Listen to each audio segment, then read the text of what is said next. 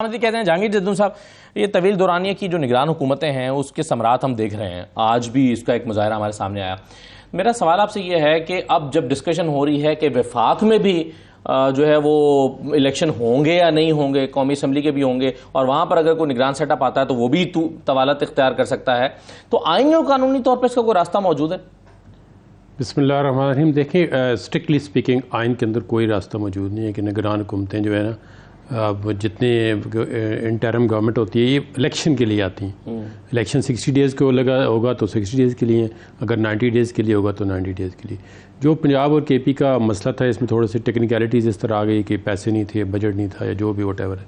लेकिन अभी जो सूरत हाल है, बजट के अंदर एलोकेशन कर दी गई है इलेक्शन के लिए, और ऐसी कोई प्रोविजन नहीं है कॉन्स्टिट्यूशन के अंदर कि आप एक इंटरम गवर्नमेंट को लंबा कर सकें। उसकी वजह यह है कि जो आपका इलेक्शन एक्ट का सेक्शन 230 है, 230, वो कैटेगरी लिए वो कहता है कि इलेक्शन किस तरह होगी, निगरान को उसके पास क्या अख्तियार होंगे। इसमें ख्वाजा आसफ की जो जजमेंट है, ख्वाजा आसफ वाली जजमेंट सुप्रीम कोर्ट की, उसके अंदर भी लिखा गया कि निगरान हुकूमत ने क्या काम करना है, डे टू डे फंक्शन होता है। अब ये देखें, इस तरह आपने कहा गाड़ियाँ खरीद रही है प्रोविंशियल गवर्नमेंट 2 अरब की, मैंडेट में कहाँ पे है उनके मैंडेट में? ये बिल्कुल देखें ना, दे आर कमिटिंग इलीगैलिटी। अब ये तो नहीं है कि आप हर काम जो करते हैं अगर आप इलेक्शन कराना बस ये उनकी जिम्मेदारी है। बिल्कुल आइन और कानून के मुताबिक देखो, सेक्शन 230 इलेक्शन एक्ट जो सब पार्टियों ने अप्रूव किया हुआ है, कैटेगरिकली वेरी क्लियर है कि उसने क्या क्या काम करने हैं। आप ये कह रहे हैं कि ये गाड़ियां खरीदने के लिए 2.25 अरब रुपए की मंजूरी पंजाब हुकूमत नहीं दे सकती? नहीं, देखे ना, अगर उन्होंने बजट 4 महीने का उन्होंने दिया, क्या पता उसने बजट में एलोकेशन रख दी हो, क्योंकि पंजाब का केपी के थोड़ा पैटर्न डिफरेंट हो गया, या टेक्निकली आप देखें ना, कोई गवर्नमेंट ऑक्यूपाई नहीं कर सकती, क्योंकि सब चाहते थे कि इलेक्शन टाइम पे हो, ये पहले डिजॉल्व हो गई। और उसमें सबसे बड़ी हर्डल उन्होंने यही की थी कि आप 20 बिलियन रुपीज़ हमारे पास इलेक्शन के लिए, और फिर अगर इलेक्शन हो भी जाता तो फिर वो थोड़ा सा जो सर्कल था वो टूट जाता। अभी फिर अगर अब हम करते इलेक्शन तो 2 असम्बली का, नेशनल असम्बली का लहदा होता, पंजाब का हो चुका। अब आप एक ये कह रहे हैं, एक पहला जो नुकता आपने बयान किया, आपने कहा कि उस वक्त चूंकि बजट में एलोकेशन नहीं हुई थी, एक मसला था, दूसरा एक ही दिन में इलेक्शन होना चाहिए प्रोविंशियल और नेशनल असम्बली के, ताकि इलेक्शन फेयर एंड ट्रांसपेरेंट हो। ये भी एक मतलब है, तमाम पार्टियों से ये कहा था कि इलेक्शन एक दिन होने चाहिए। कानून भी ये कहता है। कानून में ये तो लिखा हुआ है कि असम्बली की मुद्दत कितनी है, 1000 बजे की तो इलेक्शन होगा। जाहिर है नेशनल असम्बली की 5 साल है, प्रोविंशियल असम्बली। मेरा अब अगला सवाल आपसे यह है कि अब तो बजट एलोकेशन हो गई है, 6 महीने भी गुजर गए हैं, 2 असम्बलियों को रिजॉल्व हुए। अब बजट एलोकेशन होने के बाद अगले 60 दिन में इलेक्शन होना चाहिए या 90 दिन में होना चाहिए पंजाब और खैबर पख्तूनख्वा का? नहीं, अगर देखें ना, अगर ये असम्बली जो अब नेशनल असम्बली के साथ ही होगा ना, अभी तो मेरे ख्याल में जस्ट मैटर ऑफ 15 डेज है। अगर 8 अक्टूबर को असम्बली, नेशनल असम्बली डिजॉल्व होती है तो डेफिनेटली सिंध 8 अगस्त को तो वो अपनी कराची सिंध असम्बली वो भी डिजॉल्व करेंगे, और ये बलूचिस्तान वाली असम्बली वो भी डिजॉल्व करेंगे। तो मेरे ख्याल में 4 सूबाई असम्बलियाँ और नेशनल असम्बली के इलेक्शन जो है विद इन 90 डेज फिर उनको कराने पड़ेंगे, अगर असम्बली डिजॉल्व। अगर नहीं करते, टर्म पूरी करती हैं, तो फिर 60 डेज के अंदर। सही है, ये कॉन्स्टिट्यूशनल मैंडेट है। शर्मिला फारूकी साहबा, ये इस बात पर अभी तक इत्तफाक नहीं हो सका कि किस तारीख को असम्बलियाँ रिजॉल्व करनी है। इसकी क्या वजह है? मतलब अब तो दिन थोड़े रह गए हैं। 8 तारीख पीपल्स पार्टी ने तजवीज़ दी थी। जरदारी साहब दुबई भी गए हैं, दुबई में क्या, कहाँ, किन के साथ मीटिंग्स हो रही हैं उनकी, और क्या चीज़ें तय पानी है वहाँ पर? एक चीज़ मैं डॉक्टर खाकान साहब आपके सामने रखना चाहता हूँ, और वो मामला है कि एक आज बहस हुई है कि हमारी इकॉनमी को एक चीज़ स्ट्रेंथन कर सकती थी, और ये किसी और आदमी ने नहीं की बल्कि पाकिस्तान के प्राइम मिनिस्टर ने की है। जहांगीर जद्दू साहब, ये बताइए कि अगर नवाज शरीफ साहब वापस आना चाहते हैं, और वो चाहते हैं कि वापस आएँ मगर जेल ना जाएँ, तो उनके पास कानूनी रास्ता क्या है? देखिए, एक तो कानूनी रास्ता ये है कि वो प्रोटेक्टिव बेल लेके अपने जो अपील उनकी पेंडिंग है उसको फेस कर सकते हैं, ठीक है। लेकिन जब कन्वेक्शन हो जाती है तो उसमें या तो कोर्ट उस सेंटेंस को सस्पेंड कर सकती है, वो भी एक ऑप्शन है। दूसरा ये जो प्रोविंशियल गवर्नमेंट होती है वो भी उस सज़ा को under 401 of the CRPC suspend कर सकती है। अच्छा। कंडीशन के साथ, या हुकूमत, पंजाब हुकूमत मतलब प्रोविंशियल गवर्नमेंट, ठीक है, प्रोविंशियल गवर्नमेंट, तो वो क्योंकि वहाँ पे जेल में थे, तो वहाँ की जेल प्रोविंशियल गवर्नमेंट के पास अख्तियार है अंडर 401 CRPC कि वो उस सज़ा को सस्पेंड कर सकते हैं, और कोई कंडीशन अटैच कर सकते हैं, या बगैर कंडीशन के भी सज़ा को सस्पेंड कर सकते हैं। तो ये किसी सूरत में ज़रूरी नहीं है कि जो है जेल में जाए और उसके बाद जो है, अब देखें ना, एक बंदे को आप जेल में क्यों डालते हैं, मतलब इसकी लिबर्टी को क्यों कर्टेल करना चाहते हैं? कोई वजह होती है ना कि आप उसको पनिश। अब इस केस का देखें क्या असर हो गया, 2 जो को अक्यूज थे वो बरी हो चुके हैं ऑलरेडी, तो उनके केस के अंदर जान नहीं है बिल्कुल।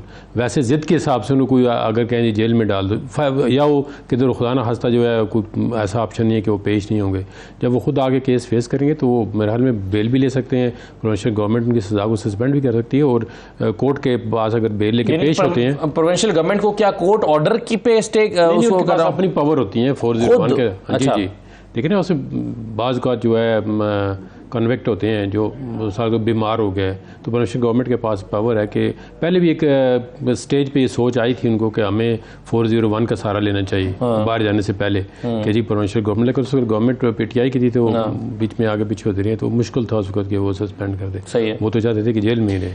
सही। और अगर वो प्रोटेक्टिव बेल अप्लाई करके अदालत से रिलीफ लेना चाहें तो किस अदालत से उनको रब्ता करना पड़ेगा? इस्लामाबाद हाई कोर्ट में, क्योंकि उन्हें अपील पेंडिंग है। पेंडिंग का मतलब है अपील उन्होंने कहा था जब वापस आएंगे तो रास्ता मौजूद है नवाज शरीफ साहब के पास कि अगर वो वापस आना चाहते हैं तो, और वो जेल नहीं जाना चाहते तो उनके पास 2 रास्ते मौजूद हैं। जी बिल्कुल। तो अगर उसके बावजूद अगर मतलब उस तरह का जेल नहीं है, और प्रोविंशियल गवर्नमेंट के पास ये भी पावर होती है कि वो किसी डेजिग्नेटेड प्लेस को, लेट से उनके घर को भी वो सब जेल करा दे सकते हैं। जाती उम्र में आके रहते हैं, कहते हैं जी इसको हम सब जेल। तो ऐसी सूरत में तो उनको सितंबर का इंतजार करने की जरूरत ही नहीं है, वो पहले भी कर सकते हैं ये काम। आ तो सकते हैं पहले भी, अब मुझे नहीं पता क्योंकि इसमें उनकी अब क्योंकि प्रोसेस में टाइम लगेगा ना, क्योंकि जो जावेद लतीफ साहब हैं वो ये कह रहे हैं कि मौजूदा निज़ाम इंसाफ से तवक्को नहीं है, इसलिए वो सितंबर में आएंगे। अब मुझे तो नहीं पता उन्होंने किस कॉन्टेक्स्ट में बात की है। निज़ाम इंसाफ तो मतलब बंदों के आगे पीछे होने से थोड़ा बहुत फ़र्क तो पड़ता है, लेकिन उनका केस जो है ना वो मेरिट पे नहीं है। मेरिट पे मतलब केस बनता ही नहीं है, तो वो उनका कोई किसी को खदशात हो सकते हैं। लेकिन उनको सज़ा भी तो हुई है ना इस निज़ाम इंसाफ से। एक आप झूठा केस है, अब यहाँ से पनामा से कामन निकल आया, फिर किस तरह दुनिया के हर बंदे को पता है कि नेशनल अपने अकाउंटेबिलिटी कोर्ट ने किस तरह उनको सज़ा दी है, तो उनके पीछे वो कौन से लोग हैं सज़ा देने वाले?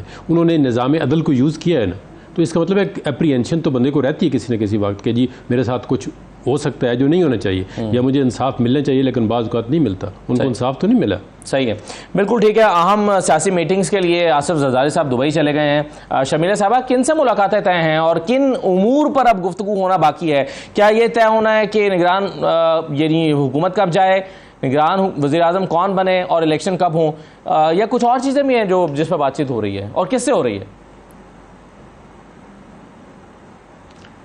खान साहब, सदर साहब जो हैं वो एक निजी दौरे पे दुबई गए, ना किसी से मुलाकातें हो रही हैं ना कोई फैसले हो रहे हैं। It's as simple as that. Dubai तो अक्सर जाते हैं, उनका घर है वहाँ पर। अच्छा, लेकिन तो अब मतलब आप फिर उन तमाम खबरों की तरदीद कर रही हैं एक तरह से जो आज अखबारात में लगी हुई हैं कि उस अहम सियासी मुलाकातों के लिए दुबई गए हैं। जी बिल्कुल, कोई सियासी मुलाकातें नहीं है, उनका निजी दौरा है। अच्छा, पहले भी गए थे, ठीक है। इस बात पर अभी तक इत्तेफाक क्यों नहीं हो पाया शर्मिला साहबा कि हुकूमत कब ख़त्म करनी है? इस पर इत्तेफाक क्यों नहीं हो पा रहा? 8 तारीख है, 9 है, 10 है, ये अब दिन तो अब थोड़े ही रह गए, तकरीबन 15-20 दिन रह गए, तो क्या रुकावट क्या है? खान साहब, इस पर फैसला क्या करना है? 8, 9, 10, 12 तारीख को असम्बलियाँ ऑटोमेटिकली तहलील हो जाएंगी। इसमें फैसला क्या करना है? 12 तारीख को होंगी और ऑटोमेटिकली हो जाएंगी, किसी को करनी नहीं पड़ेंगी, किसी के हाथ में नहीं है। वो अपनी आईनी मुद्दत पूरी करेंगे और तहलील हो जाएंगी, कोई नोटिफिकेशन थोड़ी निकालना है हमने। लेकिन इसमें 2 सूरतें ना, अगर आप अपनी आईनी मुद्दत पूरी करके तहलील होंगी तो फिर तो वो 60 दिन में इलेक्शन होंगे। लेकिन क्या पीपल्स पार्टी और नून लीग का इस पर इत्तेफाक नहीं है कि जल्दी तहलील कर दें ताकि निगरान सेटअप 90 दिन का हो 60 दिन की बजाय? ऐसी कोई बात नहीं हुई, ना ऐसा कोई फैसला हुआ है। और अगर 60 दिन में होते हैं तो भी आईनी है, 90 दिन में होते हैं तो भी आईनी है। Everything is constitutional. लेकिन शहबाज शरीफ साहब ये कह चुके हैं, प्राइम मिनिस्टर साहब, कि हम अपनी मुद्दत से पहले घर चले जाएंगे। तो पहले जाने का मतलब है कि 90 दिन का सेटअप होगा। पीपल्स पार्टी इससे मुत्तफिक है? मैंने तो नहीं सुना उनको ये कहते हुए। और अगर वो कह रहे हैं कि हम अपनी मुद्दत से पहले चले जाएंगे तो शायद वो 1-2 दिन पहले वज़ीर आज़म हाउस खाली कर दें, शायद उनका ये मतलब हो। जी।